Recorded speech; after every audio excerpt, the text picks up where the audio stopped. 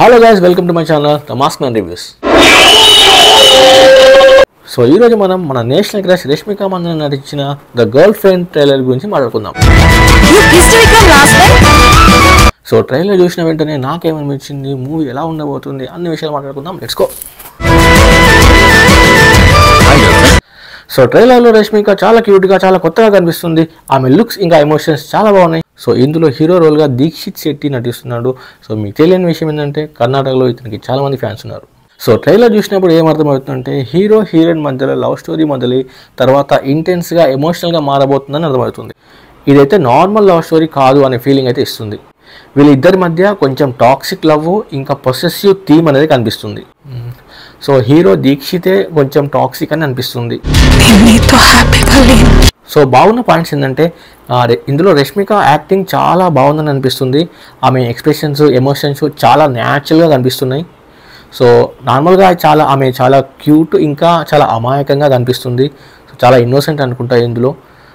So ఈ teaser ఒక 6-7 times చూశాను కానీ కరెక్ట్ ప్లాట్ మాత్రం అర్థం కావట్లేదు. చాలా కన్ఫ్యూజన్గా ఉంది.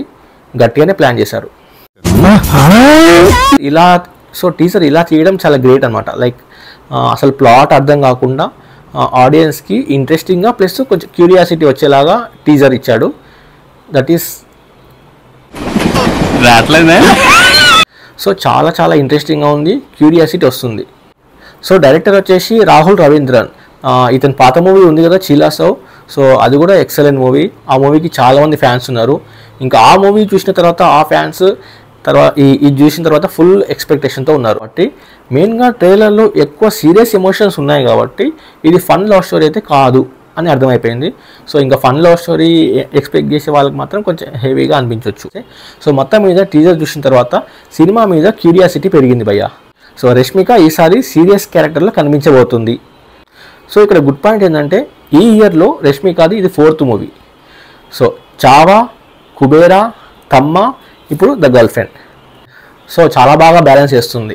సో డైరెక్టర్ మన రియల్ లైఫ్లో ఉండే లవ్ స్టోరీస్ ఉంటాయి కదా, లవ్ డ్రామా, సో అంత రియలిస్టిక్గానే తీసుకెళ్ళినట్టు అనిపిస్తుంది.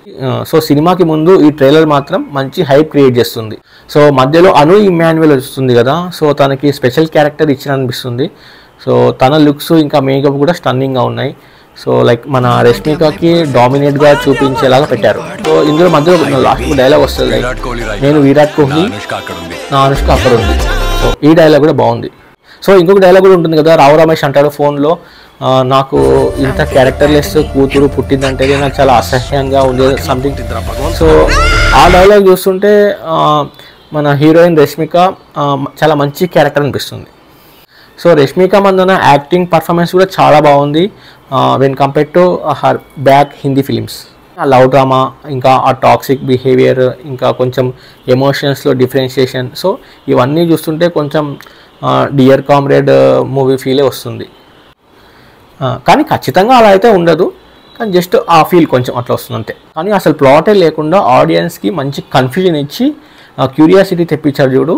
నిజంగా డైరెక్టర్ రాహుల్ రవీంద్రన్కి సెల్యూట్. సో రష్మికకి ఇచ్చిన రోల్ చూస్తుంటే I'm damn sure lot of girls will relatable to this. చాలామంది అమ్మాయిలు ఇందులో ఉన్న రష్మిక క్యారెక్టర్కి రిలేటబుల్ అవుతారు అని అనిపిస్తుంది.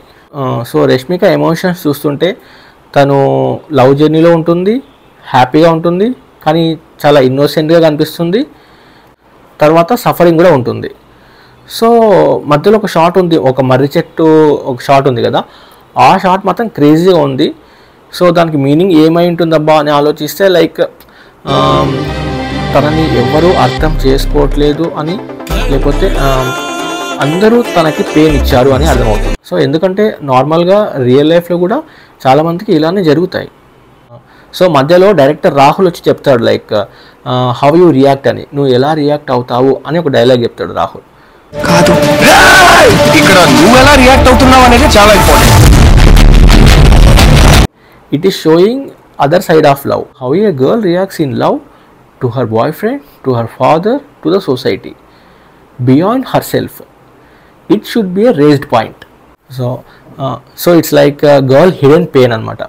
So it means she does not have any choice to accept or reject, and no one will understand her feelings.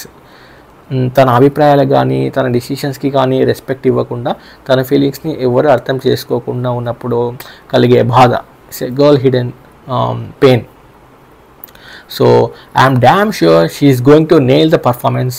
Advance congratulations to Rashmika Mandanna. So లాస్ట్కి music విషయానికి వస్తే హేషమ్ అబ్దుల్ వహామ్ ఇచ్చాడు. సో ట్రైలర్ రన్ అవుతున్నప్పుడు బ్యాక్గ్రౌండ్లో ఒక సాంగ్ స్లోగా బ్యాక్గ్రౌండ్ మ్యూజిక్ వస్తుంది కదా, అది ఎక్సలెంట్ సూపర్గా ఫీల్ ఇచ్చింది.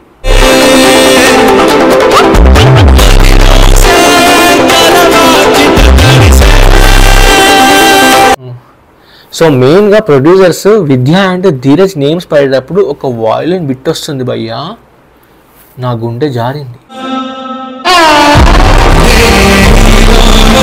సో ఓవరాల్గా మూవీ కంక్లూజన్ ఏంటంటే the girl friend trailer emotional intensive love drama లాగా కనిపిస్తుంది. సో సింపుల్గా స్ట్రేట్గా ఒక మోడల్ చెప్పాలంటే రష్మిక పర్ఫార్మెన్స్, మ్యూజిక్ ఇంకా విజువల్స్ హైలైట్. సినిమా ఎలా ఉంటుందో రిలీజ్ అయ్యాక చూద్దాం, కానీ ట్రైలర్ మాత్రం మంచి క్యూరియాసిటీ బిల్డ్ చేసింది భయ్యా. సో మీరు ట్రైలర్ చూసారా? మీ ఒపీనియన్ ఏంటో కామెంట్ చేయండి. సో ఈ మాస్క్ మ్యాన్ రివ్యూ స్టైల్ మీకు నచ్చినట్లయితే లైక్ చేయండి, షేర్ చేయండి. సో అప్పటి వరకు మనం బ్రేక్ ఇద్దాం.